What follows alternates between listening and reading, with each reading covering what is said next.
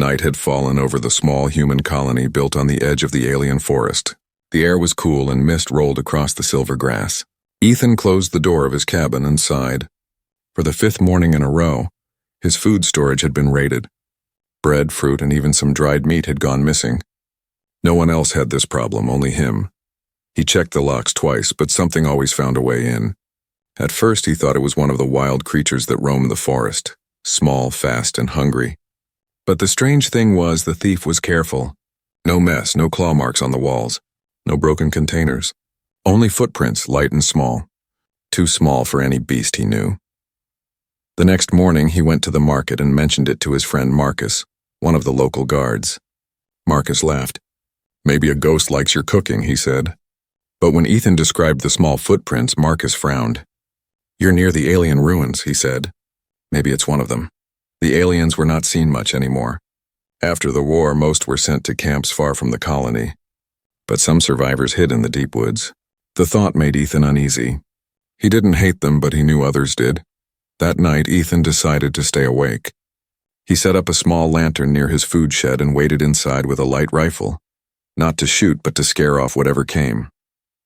Hours passed. Crickets sang and the wind howled through the trees. Then, just before dawn, he heard something. A faint sound like careful footsteps on gravel.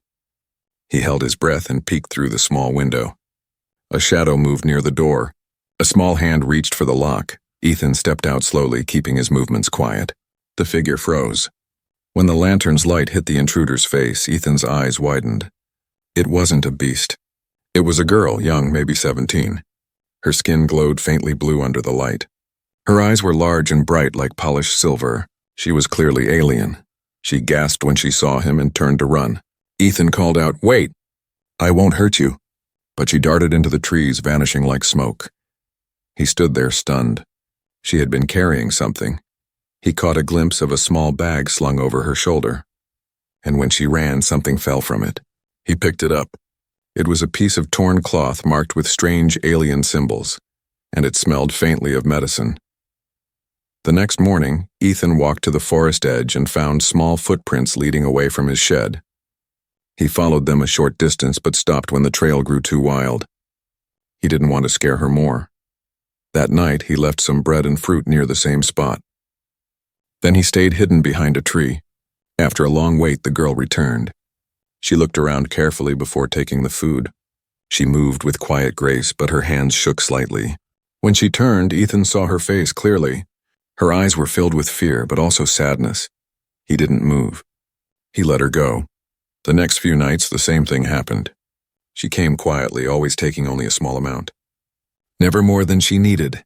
Ethan began leaving extra food, pretending he didn't notice. He didn't understand why, but something about her haunted him. One evening, as he carried a new basket of supplies, he noticed something shining on the ground.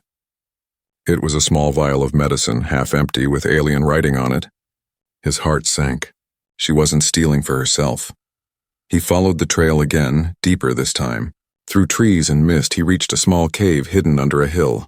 From inside came a soft, weak voice speaking in an alien tongue. Ethan crouched low and peeked through a crack. The alien girl was there, feeding bread to an older alien woman who lay on a makeshift bed. Her skin was pale, her breathing shallow. Ethan realized everything. The girl wasn't a thief. She was desperate. She stole food not for greed, but to keep her mother alive. He stepped back quietly, not wanting to scare them. His chest felt tight. He had seen suffering before. War had taken his own parents. He understood what it meant to do anything for someone you love. Back at his cabin, he sat near the window and watched the stars. He thought about reporting her. The law was clear. Harboring or helping aliens was forbidden. But he couldn't do it. Not after seeing her face and not after realizing the reason behind her theft. The next morning, he left a new basket of food outside his shed. But this time, he added a note. "You don't have to steal. I can help." That night, he stayed awake again. Hours passed. Finally, he saw a movement near the shed. The alien girl approached, cautious and alert. She read the note, frowned, and looked around. For a moment, their eyes met. She didn't run this time. Then, without a word, she took the food and disappeared into the forest. Ethan smiled faintly. He didn't know what would happen next, but one thing was clear. This was not just about stolen food anymore. Something bigger had begun, and in the distance, the wind carried a faint whisper from the woods, like a promise or a warning. The mysterious thief had a story, and Ethan intended to find out what it was. The forest was quiet when Ethan followed the trail again. The morning light filtered through the tall silver trees, painting the ground with shifting patterns. He walked carefully, holding a small pack of food. The footprints were fresh. She had been there only hours ago. He passed through a narrow gap between two rocks and saw the hidden cave ahead. Smoke rose gently from a small fire inside. He crouched behind a tree and watched. The alien girl was kneeling beside the older woman, helping her drink water. Her movements were gentle, full of care. Ethan could hear the weak coughing of the woman. He felt a sting in his chest. They were alone, starving, afraid. The girl herself looked thin and tired, her clothes torn and faded. He stepped closer without thinking, and a branch snapped under his boot. The girl spun around fast, her eyes wide. She grabbed a sharp shard of metal from the ground and pointed it at him. "Stay back, human," she said in a trembling voice. Ethan raised his hands slowly. "I'm not here to hurt you," he said. "You've been stealing food from me." "I came to bring more." She hesitated. Her hand shook. "Why?" "Humans don't help us." "I saw the medicine," Ethan said. "You're taking care of her, aren't you?" He nodded toward the older woman. For a long moment she said nothing. Then she lowered the shard and stepped aside. "Her name is Mira," she said softly. "She is my mother. She's sick. There is no one left to help us." Ethan looked around the cave. It was small and cold. Pieces of old alien machines were stacked against the wall, their lights long dead. He put the food on a flat rock and said, "This should last a few days." The girl watched him with suspicion. "I don't trust humans," she whispered. "You don't have to," he replied. "Just feed her." She studied his face for a moment as if trying to read his heart. Then she knelt beside her mother and began to unwrap the food. Mira's eyes opened slightly. She looked at Ethan and smiled weakly. "Human?" she said in a fragile voice. Ethan nodded. "Rest, ma'am. You're safe." Mira coughed softly and reached for her daughter's hand. "Lyra," she whispered. "Thank him." The girl looked down, her lips pressed tight. "We don't need thanks from humans," she said. Though her voice was softer now, Ethan didn't argue. He knew words wouldn't change her mind. He simply said, "I'll come back tomorrow." As he turned to leave, Lyra called out, "Why are you doing this? What do you gain from it?" Ethan stopped. "Maybe because no one helped me when I needed it," he said quietly. Then he walked away into the forest. That night he couldn't sleep. He kept thinking about Lyra's eyes, sharp, scared, but also proud. He thought about how young she was and how heavy the world already felt on her shoulders. The next morning he returned with more supplies, bandages, water, and some medicine from the colony's clinic. He didn't know if it would work for aliens, but he had to try. Lyra met him outside the cave this time. "You shouldn't come here," she said. "Humans patrol these woods. If they find you helping us, they'll kill you." "I know," he said. "But your mother doesn't have much time." Lyra looked down. Her hands trembled as she took the supplies.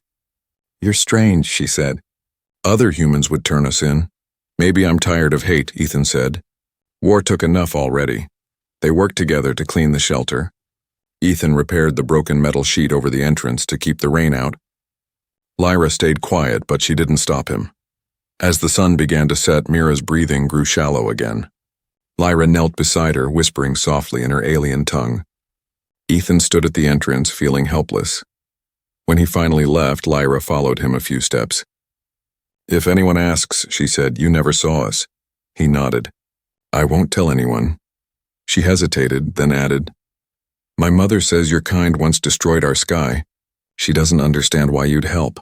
Ethan looked at her sadly. "Maybe because I destroyed enough of mine, too." She said nothing as he walked away.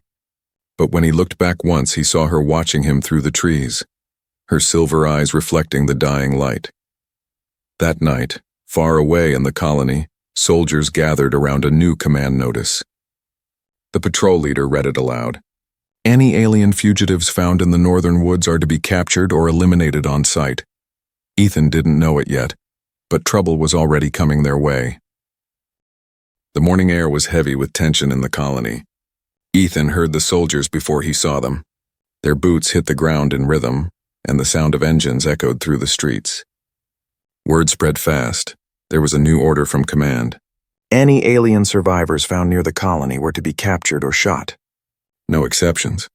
Ethan's stomach twisted. He knew who they were looking for. Lyra and her mother were hiding just a few kilometers away. If the patrol entered the forest, they would find the cave easily. He had to warn her. He packed food and some water, pretending it was just another supply trip. As he stepped outside, his friend Marcus stopped him. "You heard the orders, right?" Marcus said. "Stay inside, Ethan. They think some aliens are hiding in the northern woods." Ethan tried to keep his voice calm. "Maybe they're mistaken." "The war's over," Marcus shrugged. "Command doesn't care. They said aliens killed a patrol last week. If you see one, report it. Don't do anything stupid." Ethan nodded but didn't answer. He walked toward the forest trail as fast as he could. The deeper he went, the quieter the world became. Birds vanished. Even the wind seemed to hold its breath. When he reached the familiar clearing, he whistled softly, the signal he had used before. Nothing. He called her name once. Lyra. There was a rustle above him. A small shadow dropped from a tree, landing lightly on the ground. It was her. She looked angry. "Why are you here?" she said. "Soldiers are coming," Ethan said. "They're hunting survivors. You need to leave now." Lyra's face hardened. "You're lying. Humans always say things to scare us." "I'm not lying," he said quickly. "They're only a few hours behind me. They'll kill you if they find this place." She crossed her arms. "We have nowhere to go. My mother can't move far." Ethan stepped closer. "Then let me hide you both. My cabin, no one checks there." Lyra's eyes narrowed. "You would hide us? Why?" "Because I can't watch them do this again," he said quietly. "I saw enough death during the war." She stared at him for a long moment. Then she shook her head. "Go, human. Save yourself." Ethan clenched his fists. "I'm not leaving." Suddenly a sharp sound broke the air, a distant hum, mechanical and steady. Lyra froze. "Drones," she whispered.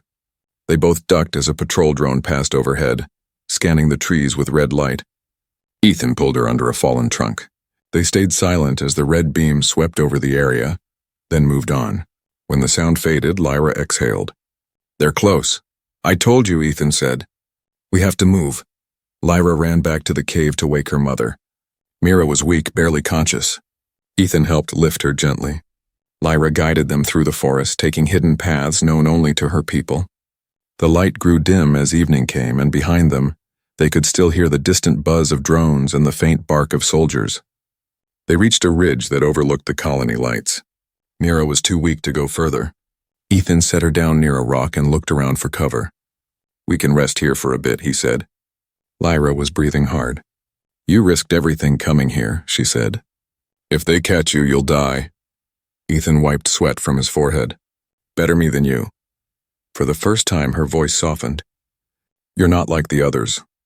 He looked at her and smiled faintly. "Maybe you're not either." Before she could answer, a loud crack echoed through the air. A flare burst above the trees, red light flooding the forest. They were marked. "Go!" Ethan shouted. He grabbed Mira's arm, and together they stumbled downhill through the brush. Laser fire tore through the trees behind them, burning holes in the bark. Ethan shielded Lyra and her mother with his body as they slid behind a fallen log. When the noise finally faded, they were alone again, panting and shaken. Lyra's eyes were wide with disbelief. "You could have left us," she said. "You could have gone home." Ethan looked at her. "I couldn't," he said, "because now I know why you stole from me." Lyra didn't reply. She looked down at her mother and touched her hand. For the first time, there was no anger in her eyes, only confusion and something new, something fragile. As the moon rose above the silent forest, Ethan realized their lives were now bound together. The soldiers would keep searching, but he also knew one thing for sure. He would not abandon them no matter what came next. The forest was silent after the chase. The red flare had faded, but its glow still burned in Ethan's mind. He and Lyra carried Mira through the woods for hours until they reached an old mining tunnel, hidden behind a rocky cliff. It smelled of dust and iron, but it was safe for now. They laid Mira gently on a blanket. Her breathing was shallow, her skin cold. Lyra tried to warm her with her own hands, whispering words in her alien tongue. Ethan watched quietly, not knowing what to say. He had seen many people dying during the war, but this was different. This was someone's mother. Lyra looked up. "She needs medicine," she said. "Without it, she won't last another night." Ethan checked his small pack. He had some human medicine, nothing special, but it was all he could offer. "Try this," he said, handing her a small vial. Lyra hesitated. "Your medicine won't work on her kind." "Maybe not," he said. "But it's something." She looked at him for a moment, then took it. "Why do you help us? You risk everything for strangers." Ethan sat against the wall. "I'm not doing this for reward, I just don't want to see another person die if I can stop it." Lyra turned away. "You speak like you know death." "I do," Ethan said quietly. "My parents were killed when the war reached Earth. I joined the engineers after that, hoping to rebuild what was broken. But hate never stops building." The silence between them grew heavy.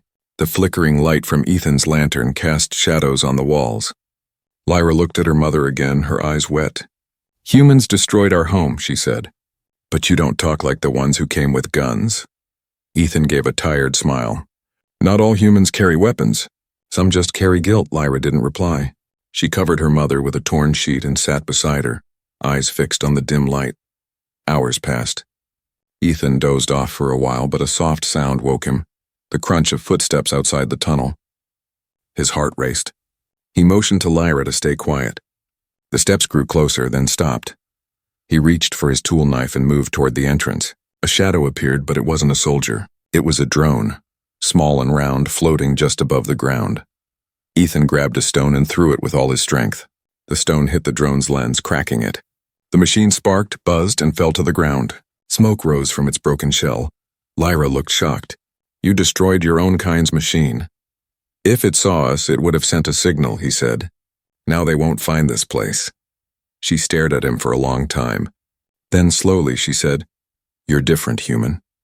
Maybe I was wrong about your people." Ethan gave a small nod. "And maybe I was wrong about yours." For the first time, her expression softened. She sat beside him near the fire. The silence between them wasn't tense anymore. It was strange, but calm. She spoke after a while. "When I was younger, my mother told me stories about humans before the war. She said they used to trade with our people. Some even built homes together. I didn't believe her. But now I see. Maybe she wasn't lying." Ethan smiled faintly. "Maybe it can happen again someday." Lyra looked at him carefully. "If my mother dies, I'll have nothing left." "You'll have me," he said without thinking. She blinked, surprised. "You would take that risk?" Ethan nodded. "I already did." The night grew colder and the wind howled through the tunnels. Mira stirred slightly, whispering something weakly in her language. Lyra leaned close, listening. Then she turned to Ethan. She said, "Thank you." He felt a lump in his throat. "She doesn't have to." Lyra looked at him with new eyes now. Not with anger, but with understanding. She didn't smile, but her voice was softer when she said, "You should rest. Tomorrow will be harder." Ethan leaned back against the wall, the firelight flickering on both their faces. For the first time in a long while, he didn't feel alone. Outside, the faint sound of drones returned far in the distance. The hunt was not over. But in that dark tunnel, two enemies had begun to build something fragile, something that could change both their worlds. And as the dawn light touched the edge of the forest, Ethan knew he would fight anyone who tried to break that fragile trust. The next morning was gray and cold. Mist covered the forest floor as Ethan stepped outside the tunnel. The air was quiet except for the low hum of distant patrol drones. He knew they were still searching, and soon they would sweep this area too. Inside the tunnel, Lyra was still sitting beside her mother. Mira's breathing had become weaker. Her skin had turned pale, almost transparent. Lyra looked up at Ethan with tired eyes. "She's getting worse," she said softly. The medicine didn't help. Ethan placed his pack on the ground and took out a small metal device. "Then we'll try something else," he said. Lyra frowned. "What is that?" "Old human repair tool," he said. "But I think I can use it to power up one of your mother's alien machines. The ones in the cave. Some of that tech looked medical." Lyra's eyes widened. "You can fix them?" "I can try," he said. "I'm an engineer. It's what I do." She hesitated for a moment, then nodded. "I'll take you back there. But we must be careful. Patrols passed through last night. They waited until the sun was high before moving. The forest was thick and silent, every sound making them freeze. Lyra carried food while Ethan carried the heavy device. When they reached the old cave, he felt a mix of relief and fear. The place looked untouched, but the air smelled faintly of smoke. Someone had been nearby recently. He pushed the thought aside and went to the corner where the alien machines lay broken. Most were beyond repair, but one had a faint blue light still glowing. Ethan knelt beside it, brushing off the dust. "This looks like a medical support unit," he said. Lyra knelt next to him. "Can it save her?" "Only if I can get it working before the power cell dies," he said. For hours they worked together in silence. Ethan connected human wires to alien circuits, carefully blending both technologies. Lyra handed him tools and pieces as he asked for them. Sweat rolled down his face and the small lamp flickered as their power ran low. At one point, Lyra stopped to watch him. "You fix things like you've done this before," she said. "I used to build field generators during the war," he replied. "I was good at making broken things work again. People or machines, it didn't matter." She looked at him quietly. "Maybe you were meant to fix more than machines." He smiled faintly but kept working. Suddenly, the blue light on the machine grew brighter. The hum changed tone, smoother now. Ethan adjusted a few switches and the machine came fully alive. "It's working," he said. Lyra's eyes widened. "Then we must go get her." They hurried back to the tunnel. Ethan carried the machine on his back. The sound of engines echoed faintly through the forest and he froze. A patrol vehicle passed close, its lights sweeping the trees. They hid behind rocks, holding their breath until the sound faded. When they reached Mira, she was barely conscious. Ethan connected the machine to the small generator he had built. A soft light spread through her body as the machine started its cycle. The color slowly returned to her skin. Lyra touched her mother's hand, tears filling her eyes. "It's working," she whispered. Mira opened her eyes weakly. Her voice was faint but clear. "Lyra, you're safe." Ethan stepped back, letting them have the moment. His heart felt heavy and light at the same time. For a brief moment, he forgot about the war, the soldiers and the danger.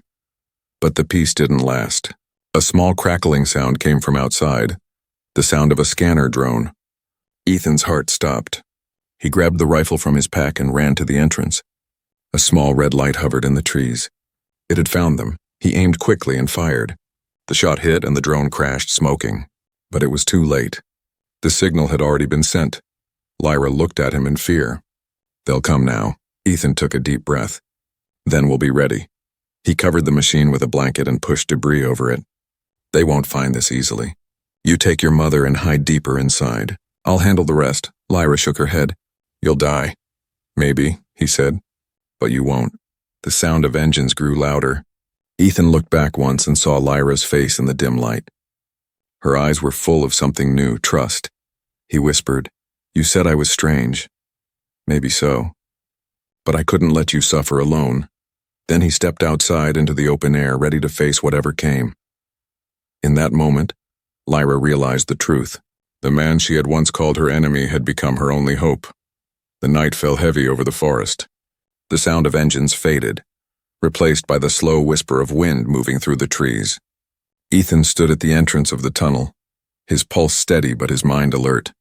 He waited for hours, but the patrol never came close. Maybe they lost the signal. Maybe luck was finally on their side. When he stepped back inside, the dim blue light from the alien machine still glowed softly. Lyra sat beside her mother, holding her hand. Mira looked stronger now, her breathing slow but calm. Ethan smiled faintly. "She's getting better," he said. Lyra looked up, her eyes tired but bright. "Because of you. You saved her." Ethan shook his head. "We both did." For the first time, Lyra smiled. It wasn't wide or easy, but it was real. She looked at the machine that hummed beside them. "You made human tools work with alien tech. No one has ever done that," Ethan chuckled softly. "When two broken worlds meet, sometimes the pieces fit." They both sat quietly as the night deepened. For a while it almost felt peaceful. But peace never lasted long in a world still haunted by war. Near dawn, Mira stirred.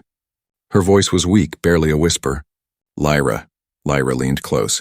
"Mother, I'm here." Mira turned her gaze toward Ethan. "And the human?" "I'm here too," Ethan said softly. Mira reached out her trembling hand.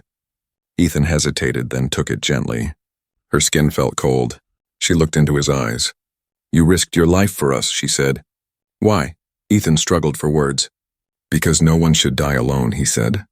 A faint smile touched her lips. Then maybe there is still hope for your kind. Lyra pressed her mother's hand to her cheek. Please rest. You'll get better. Mira's eyes softened. No, my child. My body is tired. But I'm not afraid. You're safe now. Lyra shook her head. No, don't say that. Mira's breath grew shallow. Listen to me, Lyra. The war took much from us. It took your father, our home. But it gave me one gift. It showed me kindness in an unexpected place. She looked again at Ethan. You must trust the human who feeds without demand. Lyra's tears fell freely now. Mother, please. Don't leave me. Ethan stood silently, his heart breaking as he watched them. Mira's breathing slowed. Her hand tightened around Lyra's one last time. Then it went still. Lyra froze. For a moment, the cave felt too quiet, too still. Then she buried her face against her mother's chest and cried softly. Ethan wanted to say something, but no words felt right. He stepped closer, kneeling beside her. She knew you loved her, he said gently.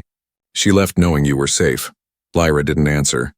She stayed beside her mother until the first rays of morning light touched the entrance of the tunnel. Then slowly she stood. Her eyes were red, but her voice was calm. We'll bury her, she said. Ethan nodded. Together they carried Mira's body to a small clearing near a silver tree. The leaves shimmered faintly in the sunlight. Lyra dug the ground with her hands and Ethan helped with his shovel. They worked in silence. When it was done, Lyra placed a smooth stone at the head of the grave and whispered something in her native language. Ethan bowed his head, not knowing what else to do. When she finally turned to him, her voice was steady. Thank you, she said. Ethan looked at her. You don't owe me anything. I owe you everything, she said quietly. You gave her peace. He wanted to tell her that she had given him something too, but before he could speak, a faint buzzing filled the air. A drone. It hovered high above them, its red eye glowing. Ethan's heart sank. They found us. Lyra's face turned pale. We have to run. He pulled her hand and led her back into the forest. But behind them, the drone's camera blinked. It had already recorded their faces. They stopped near the river to catch their breath. Lyra looked at him, her voice trembling. They'll come for you first. They'll call you a traitor. Ethan nodded. Maybe, but I'd do it again. Lyra stared at him, confused. Why? Why risk everything for me? He looked toward the sky where the drone had vanished. Because I saw something worth protecting. She didn't speak. She only looked at him with eyes that no longer saw him as an enemy. The forest wind blew softly, carrying away the sound of the past. Mira was gone, but her words stayed with them both. And deep down, Ethan knew her last wish had already started to come true. The sun rose pale over the forest, washing the world in dull gold. Ethan and Lyra sat near the river, silent, watching the water move. The air felt heavy, filled with grief and fear. The drone had recorded them, and Ethan knew what that meant. The colony would see him as a traitor now. He stood up slowly. You should leave. Go north into the hills. The patrols rarely go that far. Lyra frowned. And you? What will you do? I'll go back, he said. If they think I acted alone, they won't search for you. She shook her head. No, they'll kill you. Ethan looked toward the colony lights in the distance. Maybe, but if I run with you, they'll hunt us both. Lyra grabbed his arm. You can't go back. You saved us. I won't let you die because of me. He gave a tired smile. You already saved me once, Lyra. You reminded me what being human means. Her eyes softened, but anger burned under her grief. Your world doesn't deserve you. He didn't answer. Instead, he pressed a small metal disc into her palm. This is a tracker beacon. If I get caught, wait 3 days. If I don't come back, use it. It will guide you to a hidden outpost in the mountains. They won't hurt you there. Lyra looked down at the disc, her hands trembling. Why are you doing this? Because I promised your mother I'd keep you safe. He turned before she could say more and began walking toward the colony. She stood there, frozen, watching him disappear through the mist. Hours later, Ethan entered the colony gates. Soldiers were waiting.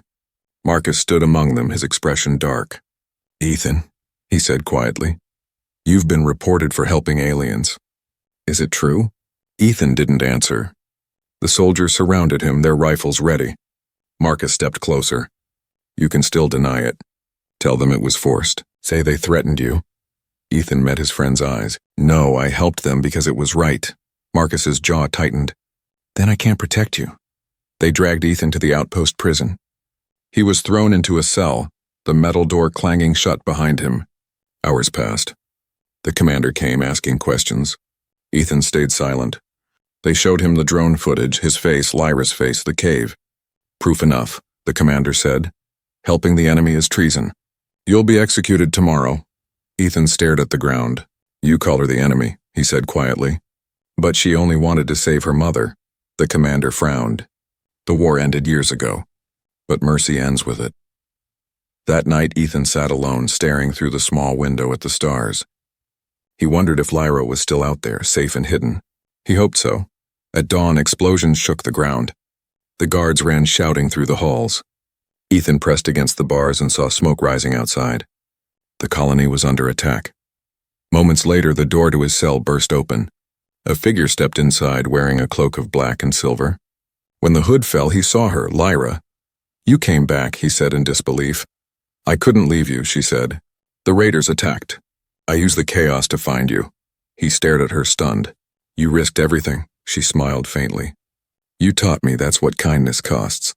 They ran through the burning corridors, dodging fire and debris. Outside, ships roared overhead. Lyra led him toward the woods. Behind them, the colony's walls crumbled under the flames. When they reached the forest, they stopped to catch their breath. Smoke covered the sky and the world glowed red. Ethan looked back one last time. Everything's gone, he said. Lyra touched his shoulder. Not everything. You're still here, he turned to her. And you. They walked deeper into the trees, away from the ruins. The wind carried the faint smell of ash and metal, but also something new, freedom. As they climbed a hill, the first light of dawn broke through the smoke. Lyra looked at him and said, You saved my world once. Now I'll save yours. Ethan nodded, his voice quiet. Then maybe there's still hope for both. Together they walked toward the rising sun, leaving behind a world built on hate, and beginning one built on trust.